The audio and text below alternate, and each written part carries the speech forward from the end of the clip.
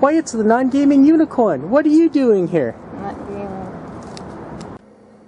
Hi everybody, today I'm going to show you my new hobby acquisition, and it's a tool that you can use to cut the counters on, or cut the counter corners on various games. And as an example, I'm going to be using my original John Hill designed squad leader game, and we're going to cut some counters. Okay, now there's two different, well, let me show you the tool first.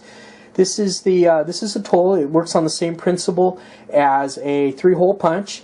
You know, you put it in there, you cut it, and apparently it was designed originally to cut the corners on things like credit cards and, you know, thick cardboard, that kind of thing.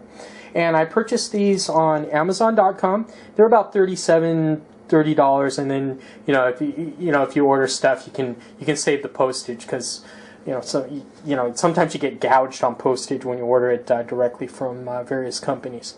All right, this is the 2mm version, and that's the top, and that's the bottom, and that's the little hole. That's the little hole where the chads are gonna bounce out of.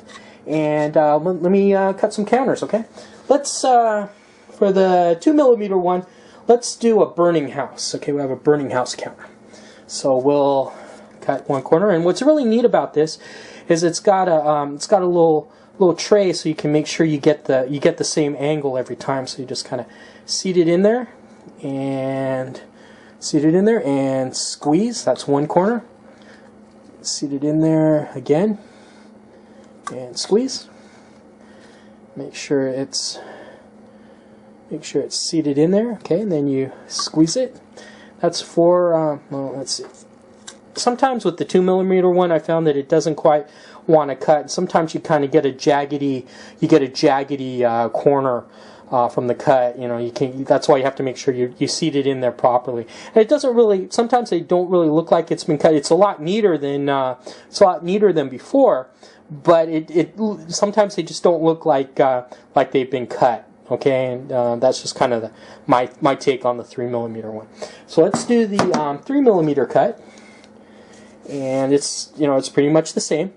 I did a couple of filmings of this, and I got them mixed up, so I made sure that I know which one's which.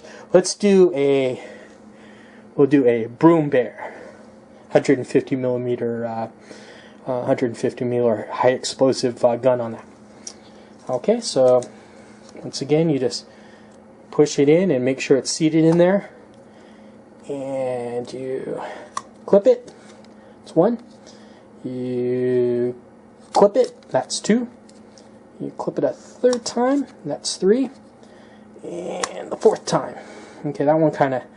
Sometimes if you don't seat it in there properly, you get kind of a jaggedy cut. So there you go. That's the 3mm one, and it looks. I don't know. It looks a little bit more neat, okay, and a little more. It looks like it's been clipped, whereas the other one doesn't look like it's been clipped.